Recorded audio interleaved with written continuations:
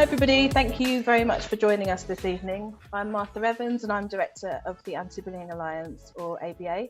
ABA is a small organisation based at a children's charity called the National Children's Bureau, and as part of our work we coordinate Anti-Bullying Week in schools each year. It's amazing to have such a knowledgeable and amazing panel in front of us today to talk about the issue of bullying in the middle of Anti-Bullying Week. Can I ask everybody to just do a quick introduction? I'm Michaela and I work for Contact on the education helpline. And Contact is a national charity that supports parents and carers of disabled children. I'm Lauren Seager-Smith and I'm CEO of Kidscape, which is a charity that gives practical support to children, families and schools to help challenge bullying.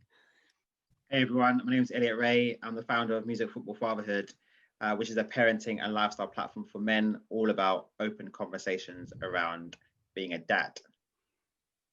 Hi, I'm Sharon Pursey. I'm co-founder of SafeToNet, and we're a cyber safety company that exists to keep children safe online. Over the session, we're going to talk about Anti-Bullying Week, the challenges that parents are facing in 2020, and we'll also cover some kind of key questions around anti-bullying. So the session's aimed at parents and carers and other adults responsible for care of a child. And for the rest of the session, we're going to keep it as succinct as possible and we're going to use the term parent.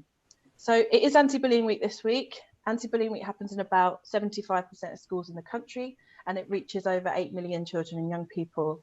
Many of your children will be taking part this week. We've worked with young people across the year to develop the theme, and the tagline is United Against Bullying. So to illustrate the theme, we've created some short films with young people, and we wanted to show you the film that we've made with secondary school children.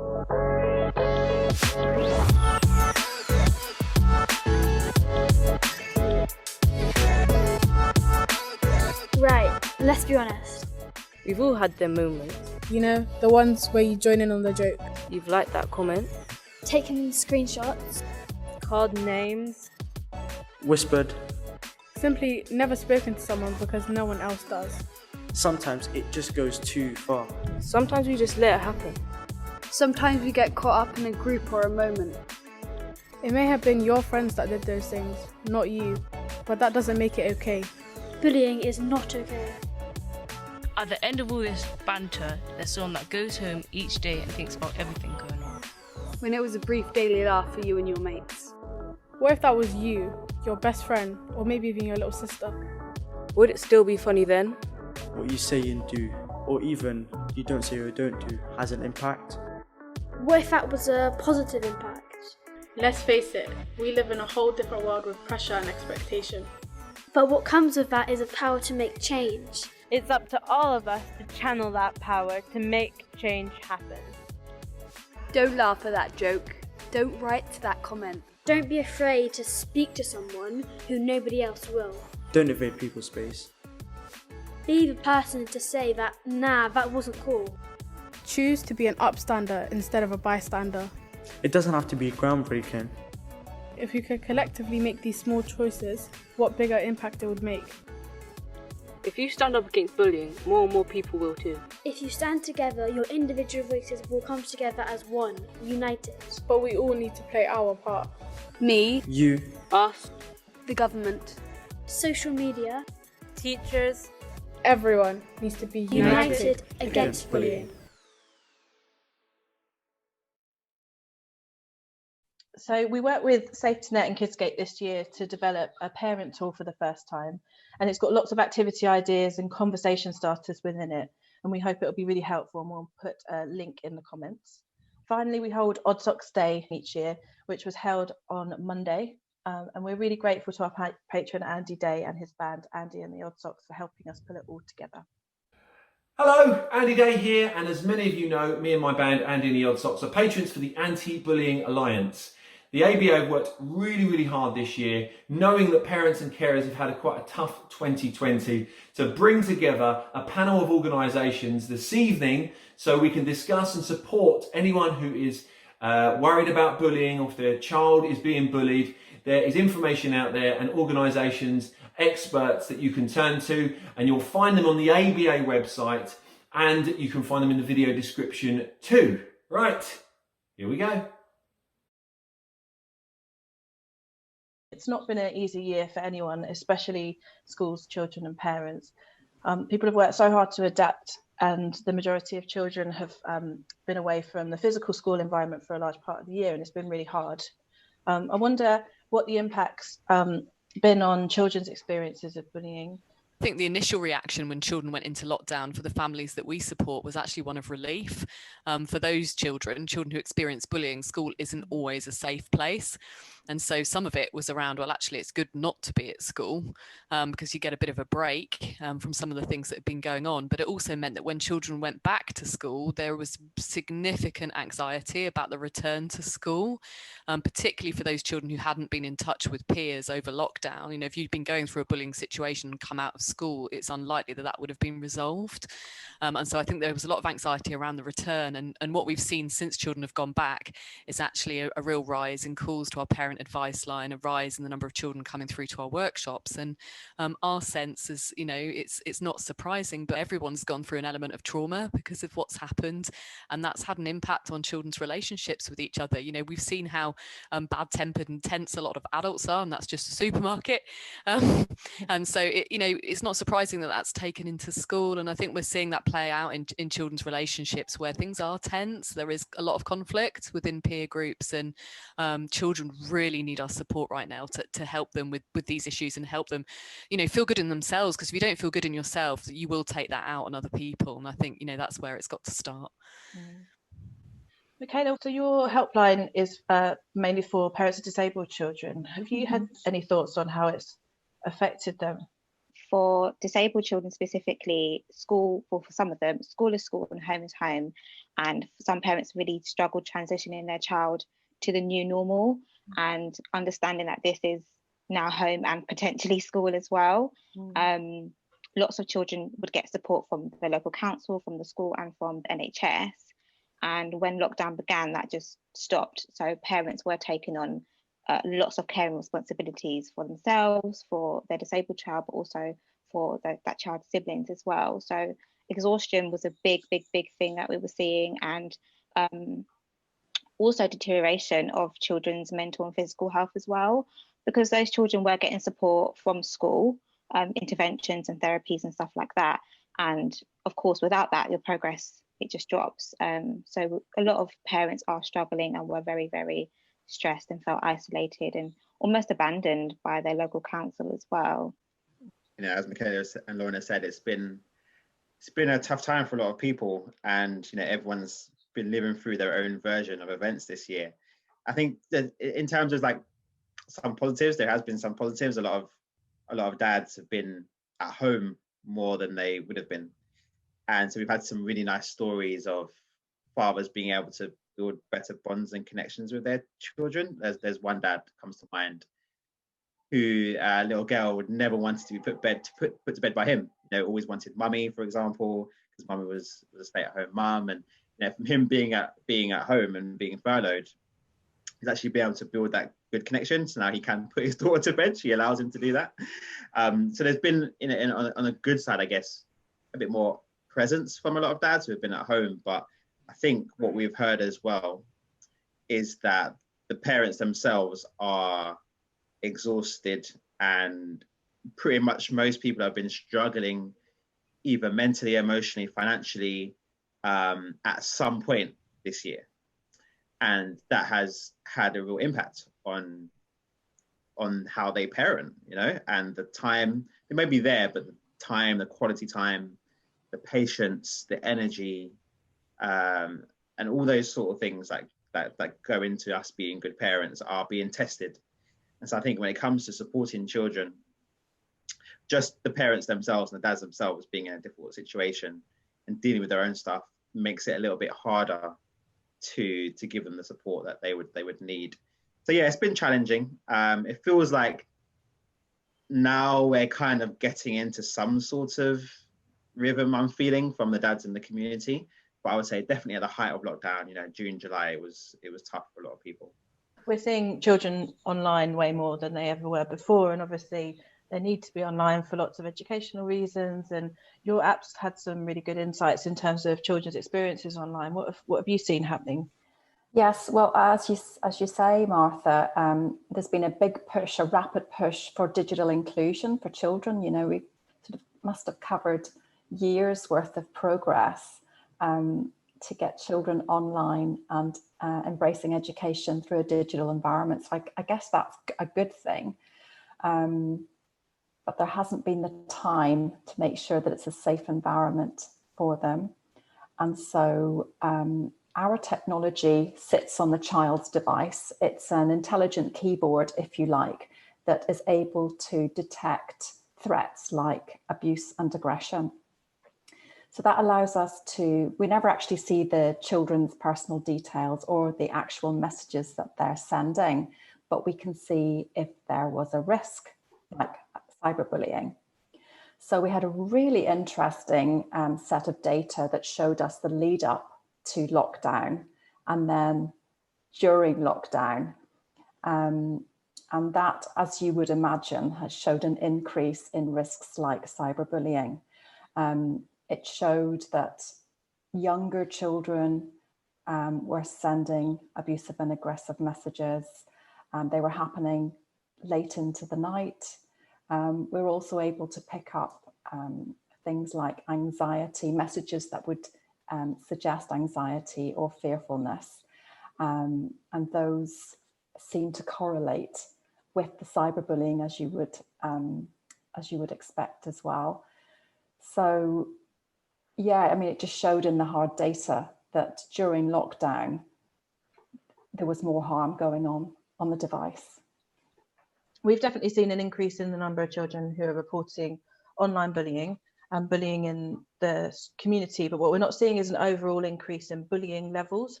We're just seeing the way that bullying has happened in 2020 change slightly. Does anybody want to say anything about the issues around remote learning and how we're going to have to, if we have to continue delivering classes in lockdown where children aren't physically at school or doing 2-week periods of breaks, what kind of impact that has on the way children are interacting with each other? I would just say that I think parents need a bit of help on, you know, we're all working from home, doing our emails, facing the same pressures as we would in the office, and having to supervise children potentially as well. It's really difficult, and I don't think that parents really are qualified or know, you know, how best to do it. It would be great if there was, you know, I know that Martha and some of us are on all the time doing webinars and broadcasts on helping children and parents to understand how to stay safe. It would be good if, you know, maybe the government helped parents a little bit more and gave more tips and advice. I think from our perspective, I think really agree with that, Sharon. You know, they've very quickly rolled out online classrooms for all children. I think it became statutory that every school had to have it in place, but with no guidelines around how you might need to update your safeguarding policy, your behaviour policy, your anti-bullying policy to reflect that the children are now relating with each other within those online environments. So it's really simple things like children's ability to say anything to anyone in the class on the remote platform, or to copy and paste in anything in the remote platform. And I have heard of incidents, and Martha's heard of these, I'm sure you have, Sharon, where people have been sharing TikTok links in the remote classrooms, not out of any kind of, you know, malevolence, but just because they can, and because there's not been any kind of proactive, you know, work with children around this is how we work together in the remote classroom. You know, these are the rules.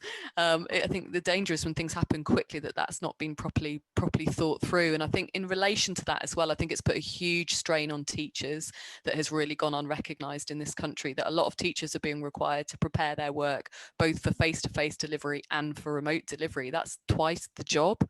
And my worry is that our teachers are really struggling themselves right now. And if the teachers are not able to put on their own oxygen masks, how can they help the children in their care? And that is a real worry for me as well. I think, you know, if we're struggling as parents, it's just a big plea to all the parents out there to just recognise that teachers are really struggling too. And I think sometimes we don't always recognise that. And I know a lot of teachers are really feeling on the firing line from parents at the moment, but I think they're struggling themselves. And so I think that comes back to that United Against Bullying theme, that we're in this together. We've got to work much more closely together around this. It's not just about parents saying, well, it's just not good enough. They set up these online platforms and they haven't thought about these things. Actually, from the teacher's perspective, no one's helped them think about these things, you know, necessarily. So I think we've got to find a better way of kind of working together to share what the challenges are and say, okay, how can we, particularly teachers and parents, how can we work together to get this right and best help children in this kind of really, really difficult time? Okay, so we've pulled together a list of key questions that have been asked a lot, or that we feel would be really helpful to cover in this session. Our first question is, what are the key signs that your child might be being bullied? Lauren, do you want to go with that one? What we would always say to parents is that you know your child best, so trust your instinct. So if something just doesn't seem right, or they just seem a bit out of sorts, it might be that they're acting out. It might be that they seem to be getting quite aggressive with their siblings, or they might have become very shy or very withdrawn. It's usually an indication that something's not right. But you know, I think you have to have real patience with your children. You know, quite often they'll tell you in their own time, but just, you know, make sure that you're really, really present and you're there for them, so that they feel they can, once they're ready, they can share with you. And the other thing we'll see a lot as well is school refusal. If your child's having a lot of unexplained illness, a lot of tummy upsets, a lot of headaches, these are recurring, you can't quite find a medical reason for it, it might suggest again that they're probably quite anxious and there's something going on at school that they're trying to avoid. And Michaela, I'm assuming that they're very similar things to look out for disabled children, but is there anything else that you think we should consider when thinking about looking at the signs of disabled children maybe being bullied? Yeah, very, very similar. So I would say changes in behaviour. Again, if a child becomes more withdrawn, or even the opposite, where they become more challenging and more disruptive, specifically with their siblings as well, because they will be more comfortable with them, that is always an indication that something isn't right. But things like bedwetting, even, you may want to put a trigger warning for this, even self-harm and self-injurious behaviour. And that, when people think of that, they think of the more extreme versions. But actually we hear about parents whose children may sort of skin pick and pull their hair, and it's just those subtle signs of anxiety to look out for, really. And bedwetting as well is a big indication. What else did I put here? Yeah, school refusal is a huge one that we see, and we usually get parents at that stage where their child's become so anxious about school that they are showing physical signs of anxiety, including headaches, stomach aches, things like that. And parents don't always realise that is signs of anxiety. As Lauren said, you're trying to think of what medically it could be, but actually it could just be that this child is very anxious about going to school. But one thing that's particularly common these days as well is dissociation. So when a child tries to sort of block away from reality and is sort of immersed in fantasy, that usually comes up in video games and phones and technology. They don't want to be here, they want to be immersed in something else, a different reality that they are not the victim of bullying in. Thank you, Michaela. And that kind of touches on online bullying as well. And we know that online bullying is an issue. And Sharon, what are the kind of signs? Are they similar signs to look out for? Or is there anything in particular when it comes to online bullying that we should be looking out for? Well, as Lauren started there, I always say, you know your own child, follow your gut instinct. But when it's online, things like the child being very maybe different around their phone, if they're jumping when they hear messages coming in, they're very protective, covering it. That can suggest, I mean, all of the other ones were the same, but any unusual behavior around the phone could indicate something that's online. Starting conversations about bullying with your child can be really tricky, but it's really important, especially in taking the time in Anti-Bullying Week when we know that they may well be talking about bullying at school. Has anyone got any tips about how you can start those conversations to do with bullying? You know, it goes down to the relationship you have with your child. You know, way before even there's a bullying incident, you know, knowing your child, taking an interest in what they do, letting them know that you're there for conversation, having conversations about a range of different topics, opening up about your own experiences and your own feelings. And I guess it's about fostering that openness in your relationship. Actually, we did a workshop with Kidscape I think it was last year, maybe the year before. And we spoke about, I guess as dads, maybe we want to protect our children, and we might want them to deal with the situation in a certain way. And what we spoke about is really making sure that you're not saying to your child, this is what you should do, go and do this, go and do that, because you might be putting pressure on them and imposing your way of wanting them or how you would deal with a situation onto them. So not doing that, and letting them know that you're here to listen, and you're not gonna try to make them do something that they shouldn't do or they don't want to do. So really just being as open as possible. And I think, in my own experience, my daughter was only 5, but just trying to ask the right questions, trying to make things as natural as possible when I want her to open up. And, as I said, me opening up as well. So it might seem weird, but, I'll tell a 5-year-old about my day and about the meeting I had that was really annoying and how I'm feeling a bit tired about work or, whatever. And she might be like, oh, Daddy, I was feeling like this as well. And now I found that's generally a good way to have conversations rather than just saying, how was your day? And she just says, good. So yeah, just trying to foster that open relationship as much as possible.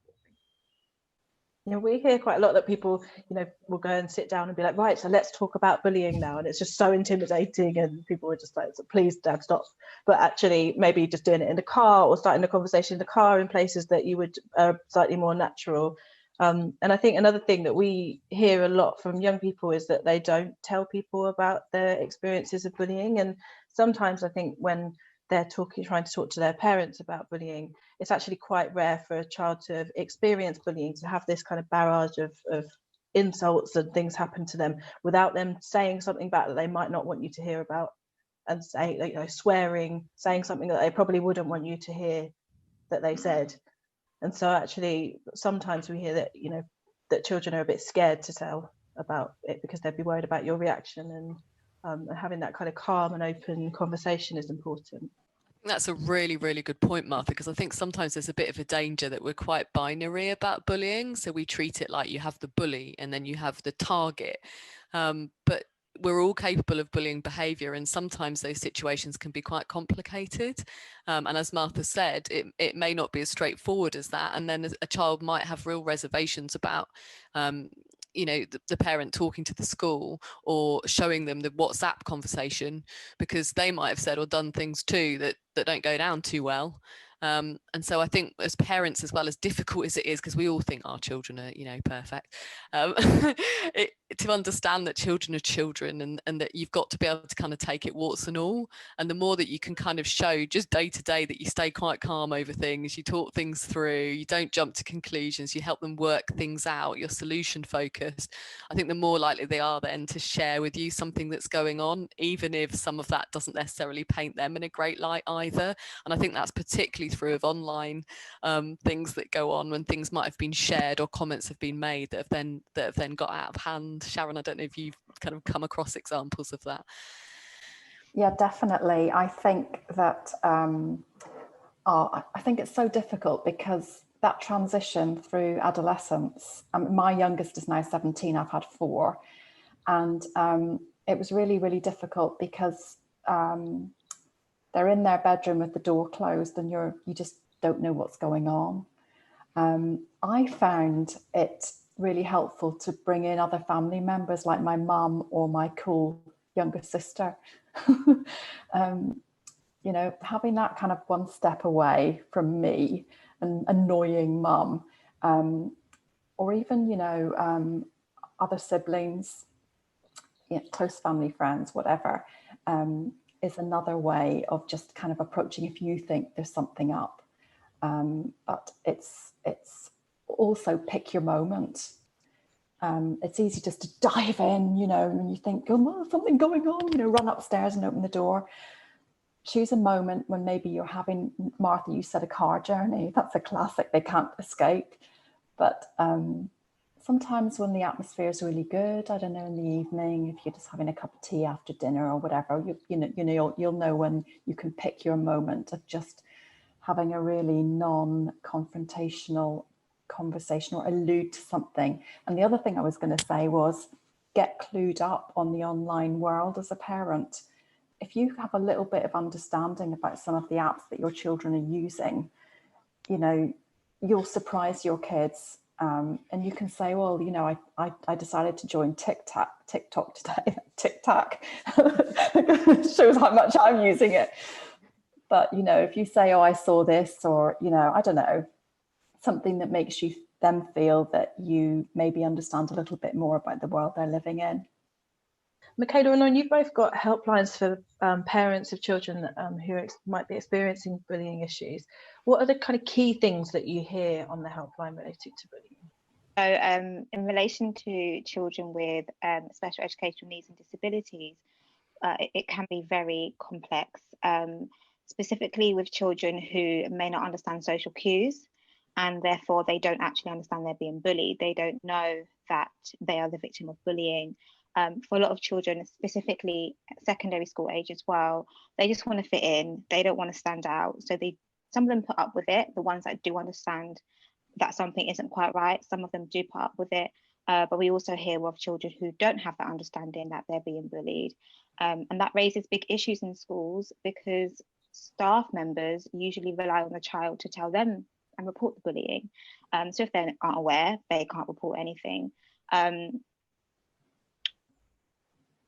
We also get schools not recording the incidents, which is linked to my last point. Schools just not recording the incidents because they're not aware or because they don't feel the need to do that. Lots of parents do hear about their child being bullied by other parents. What else is there? Being vulnerable to manipulation. So again, a child's lack of understanding of social cues are highly, highly vulnerable to manipulation, specifically again with secondary school children. So you have the children who do understand that this child has got additional needs, and I'm going to use that to my advantage to manipulate them. But also we get schools who, when they get complaints about bullying from parents, say to the parents, we can't do anything about that because the person you're reporting as the bully also has special education needs and disabilities. And that can get really, really complex because, of course, that parent wants their child to be punished, but then that school may get the other parent saying, well, there's a big issue. It becomes a cycle there. And I think I mentioned before about school refusal. So we do a lot of the time when it's related to bullying, we hear about it when it has become an issue where the child cannot attend anymore. They have completely become too anxious to attend, and their mental health is deteriorating because of it. So what actually on that, what are your tips? Has anybody got any tips for if your child is refusing to go to school due to bullying? What are the kind of first things that you should be doing? I think we also see a lot of school refusal coming up on the parent advice line, and I think sometimes there are very good reasons for why children are refusing to go to school. So the first thing we always say is, we wouldn't send a child into a situation where they're not safe or they're at risk of harm. That is a safeguarding issue, and I think you have to take that really seriously if your child's anxiety levels are that high that they don't feel like they can go into school. So I think that's the first point. And then it has to be about working with the school to make them feel safe. We always say, the most important thing in talking to schools is to focus on the impact and the resolution. So to really help them understand that this is the impact that it's having now, and what can we put in place together to make sure that my child feels safe. Ideally, your child will also be involved in those conversations and will be in agreement, and you'll have a really clear action plan in place around this is what we're going to do day by day. And for some children, that might be coming back on a part-time table first of all, until they feel ready to come back in completely. And the other thing that comes a lot up for us on the parent advice line, which is related as well, is trauma because of past bullying. And this is an area that we're doing work, work with at the moment to better understand, but we do know that bullying causes trauma, and if you're traumatized, even if the behavior isn't happening anymore, that will affect how you feel, and it'll affect your relationships with others. For example, it might make you feel very paranoid in relationships, and so if a child has trauma as a result of bullying, they need support, they need medical support for that, proper counselling to work through what's happened. So I think the big messages are always take school refusal seriously, work with the school to put a safety plan in place, and check for any trauma that needs to be resolved with proper therapeutic support. So Lauren, in our parent pack, we've got a temperature check for parents in case they're worried about bullying. Can you tell us more about what you meant when you developed that temperature check for us? I think it's just, like we said, things are quite complicated. Situations aren't always straightforward. So I think we put it together to help parents think about the kind of different stages that you might see, one where everything's good, your child's happy, they might have the occasional fallouts with people, but generally day to day, they seem pretty on top of things. I think we've said amber was when situations are starting to come up that are just causing a little bit of a worry.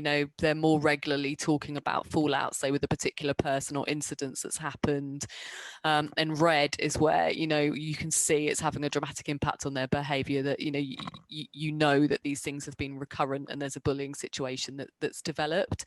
And I think it's important because it's not easy as a parent to always decipher exactly what's going on. The reality is children, like adults, fall out with each other, they have conflict, and they feel those particularly keenly in childhood and adolescent.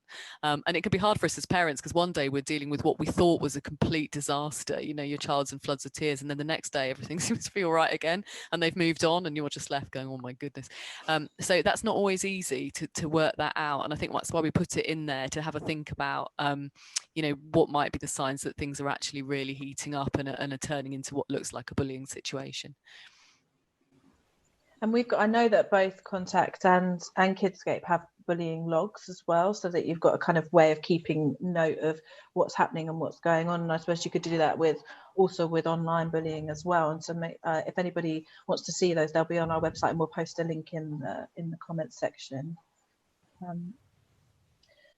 So if you're worried, that we've talked about how bullying is not often binary, it's not necessarily here's a really bad person, here's a really good person, and we need to sort things out. It can be really difficult and challenging. And so if you're worried that, for example, your child might be bullying other children, does anybody have any kind of key tips that they wanted to share about what to do in those situations? We saw something in the park yesterday, actually, where she's quite popular at school, and there was a little boy who always likes to play with her, and I kind of noticed that she was kind of dismissing him a little bit and not necessarily paying him any attention.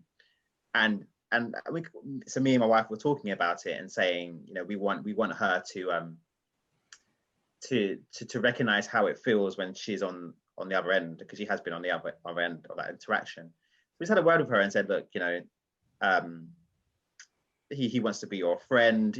Obviously you're not obliged to be friends with someone, but show people respect, be a nice person. Think about how when you're being dismissive to this little boy, how he may feel. He's being nice to you, and just making sure she doesn't take advantage of, I guess, her positional power at the moment. So I guess for us, because we know how it feels as individuals, and her personally how it feels to be on the other end, we really wanted her to understand and have empathy for that situation. In that kind of situation, it's a difficult one, because we don't want to kind of go the other way where she feels obliged to kind of be everyone's friend and do everything for everyone, because that could lead to other things too. But just trying to get her to use some of her judgment and think about, is she being a nice person right now? So yeah, we'll see how that goes. We'll see how it goes. I would say to parents, because we've had a few of these calls to the advice line recently, it's horrible when you get that call from the school or that email saying your child's bullying others. It is awful, because the word bullying is so loaded. And it goes back to what we were saying before, that bullying is a behaviour choice and we're all capable of it. And sometimes I think as parents, it just gets all the worst things going in us when we hear that. We'll feel very defensive. We won't want to believe it. We'll want to see a bigger picture. It's really tough, and that's partly because it's so loaded. And I think it is about calmly explaining to the school sometimes, you know, I'm really shocked to hear that. I'm really sorry to hear that. Can we talk through what's happened? And again, come back to, okay, what's been the impact? Help me understand what's been the impact of what's happened and how we can work together to resolve this. How can I get on side, you know, to understand what's happened and to work with my child to resolve this situation? Because I think the danger is we can become either really defensive, or we can go in guns blazing at our child. What have you done? I'm so embarrassed. How's this happened? How could you have said these things? How could you have done these things? How could my precious have sent these WhatsApp messages, you know? And again, you might see another side to your child that you didn't think existed in those WhatsApp messages, and that can be a real shock. And so I think as parents as well, we've got to be really forgiving and really patient, and understand that our young people will make mistakes. And I think as well, it comes back to, you know, hurt people as well. And I think children that are very confident in themselves and have high self-esteem and are feeling loved and cared for are not as quickly going to take things out on other people as well. We talked about that at the beginning of this. You know, if you're feeling a bit rubbish, you will take that out on other people. And I think it's then seeing with our child, what's going on with you? You know, that seemed really out of character. You know, what's been happening that made you react like that or feel like that about that person? And then I think you're much more likely to get an honest conversation, understanding that we're all capable of it and we can all change. I think you have to always leave that open door for your child. Off the back of what you were saying, Lauren, around, you know, when if the school phones you and says your child's been bullying someone, and just, I guess, all of your experiences around parents trying to talk to other parents about their children, because sometimes I guess we may want to just have a word with the mum or dad and just say, hey, like, I've noticed this, they've been saying that. We might not do that in fear of how they're going to take it and what could happen off the back of that. But like in your all your experiences, do you find that happens a lot? And what would be some advice for having, if you should do it, and if you should or you can, how to handle that interaction? For some reason, I've got the song "The Danger Zone" playing in my head. It is the danger zone, and I think any of us that are parents, I see Sharon laughing. It's a dangerous place to go, because people will always be defensive about their children. It's natural. Those conversations, in our experience, very often don't go well.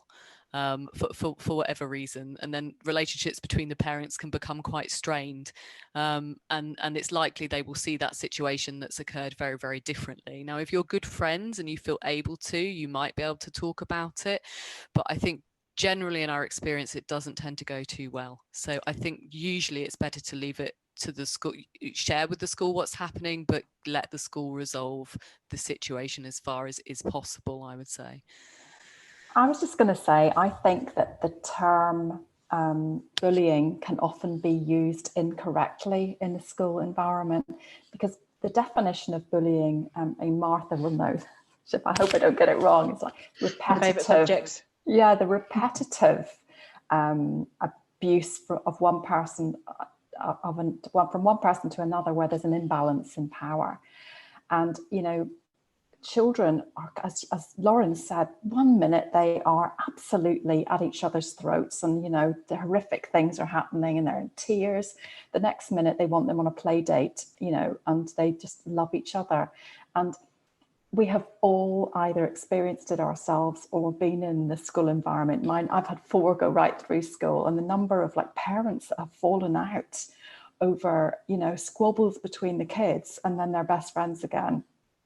It's happening every day. I think bullying is slightly different. And Lauren, you said earlier as well, it's not just cut and dry, one's bullying the other. There's always a bit of, you know, back and forth, and one will be coming off worse off than the other. And I think deep down, as much as we adore our children and we're proud of them, we know that they're capable of making mistakes. And not everybody's perfectly placid and, you know, kind and lovely and friendly every day. You know, our kids have meltdowns in the supermarket and everything. So it's a hard job. And I think that it might be a relief for parents to hear that there's 50% of children doing the bullying as those that are being bullied. So this is I'm not saying that it's right. I mean, it's a problem they've got to deal with, but you're not the only one. And I think we just need to know how to cope with it more effectively, because I think it's a frightening thing and it's very upsetting when it happens. Yeah, this is exactly why we try and encourage schools not to use the word bully to describe children, and to really avoid that word, because it implies that it's something that you are and not something that you've chosen to do and you can choose not to do. Something about children with SEN disabilities that may display bullying behaviour. So a lot of the time they may again have a lack of understanding of social cues and could possibly be copying behaviour that they don't fully understand, and sometimes even taking their insecurities out on other children, and that can be seen as bullying. But also something we see with sort of early years and younger children is difference in sensory needs. So a child may have a different pain threshold and may be a bit rougher when they play with another child, and the school see that and think they're bullying that child, and actually that child doesn't realise that that isn't how that child wants to be played with. So sometimes it's not that clear cut that it's again bully and victim. It could be that the child with additional needs doesn't have an understanding of play and social cues, and they need to be guided through that instead of punished for bullying behaviour. There's one thing I was going to say about the online environment, that sometimes you don't always have the context of the real world to be able to understand the sentiment of the message. You know, we can read a message a million different ways, and sometimes we take offence, don't we? Read a text from someone and we go, "Oh, how dare they?" But they didn't mean it that way. And I think it's a useful conversation to have with your child on how you position things in a message to someone, so that you don't actually offend them or upset them. Thank you. That was a really interesting conversation, and again, really important to not see bullying as kind of being a binary thing or something that you inherently are. So one final question really is where can parents go for support and advice about bullying? So we have a helpline where we speak about bullying as one of the issues involved in all types of different education issues, or issues around school anyway. And we usually do say Kidscape. That's one place I found really, really helpful. But we do have a guide for parents on dealing with bullying. So it touches on signs of bullying. It touches on how to speak to your child about bullying, and also what we've just spoken about, which is when you have a suspicion that your child or have been told that your child is the bully. So it touches on all sorts of different things, and specifically about children with additional needs in that context as well. And that's on our website. Thanks. We'll put a link in the comment section. Go to professionals. I think there's people that will have their own experiences and their own views and thoughts, but me personally, when we did that dad's workshop around bullying with Kidscape, there were so many things that I hadn't considered, that you learn about things we've spoken about today, actually, and it gives you so much power and context, and I think then you can go and handle and deal with the situation with knowledge. And I think there's so much emotion in all this that it's so easy to react based on anger and based on what we're feeling, but actually getting advice and help on the best way to approach the situation to get the outcome you want is the thing to do. So yeah, go to Kidscape and find the resources, the helpline, and go and get that professional support. So I'm going to say Kidscape. We run a parent advice line, and we run free workshops for children and families as well who are impacted by bullying. But I would also say, bullying by law is a safeguarding issue. If your child has been seriously harmed or is at risk of serious harm, that is, you have every right to go to your local authority, your children's services team, and say my child is at risk of harm, and they should legally support you. And that also goes for the police as well. We haven't talked about kind of when things really take a difficult turn, but you know, if your child has been harmed, is at risk of harm, is having threats of harm, do speak to the local police as well, because sometimes you have a mixed response, but they can be really helpful. So, you know, I would say that it is that serious, you know, that take it seriously, you know, don't feel like you're on your own. There are people that can help you. Yeah, as you know, we're a cyber safety company, so we would pick up the risk and alert the parent and the child, advise the child, or guide the child away from risk. But one thing I've learned in the years that we've been developing our company is that we're not the experts, and we signpost our parents to Kidscape, Anti-Bullying Alliance, to all these charities that offer fantastic support and advice to parents. Because another thing I learned was when a child discloses to you, what you say next is very important, and you can say the wrong thing and make it much worse. So you're much better to leave it to the experts rather than try and tackle the situation on your own. We've got great members, so there's lots of really amazing resources. And just if you do find out you're worried that your child is bullying or is being bullied, just stay calm, talk to your child about what they want to happen, speak to your school, really engage with your school, write down evidence and seek help where you can. Thank you all so much for sharing your time with us tonight, and to our amazing panel for helping us to unite against bullying. So we'll put all the links in the description. Make sure you check out all of our panel's sites. To end, we're going to show you our primary school anti-bullying week video, and then you're going to have a musical treat with Andy and the Odd Socks charity single for anti-bullying week, which includes hundreds of children from across the country. Thank you all very much.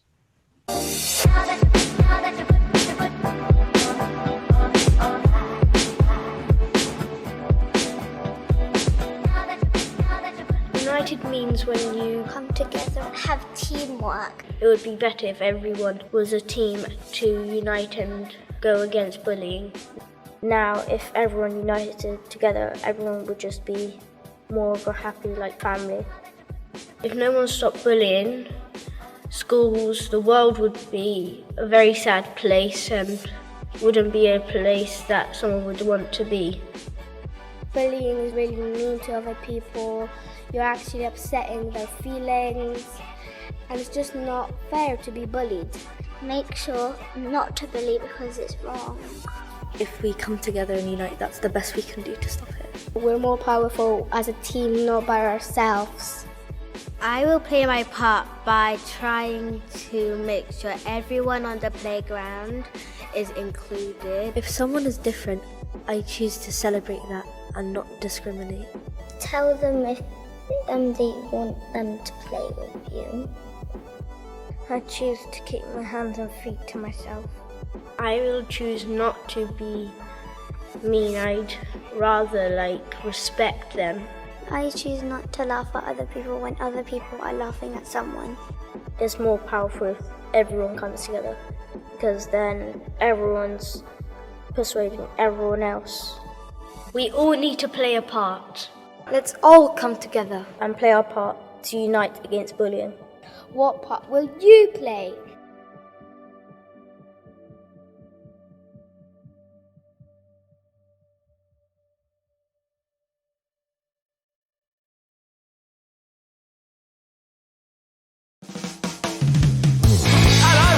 We're the Odd Socks, but we've got something to say to you kids out there.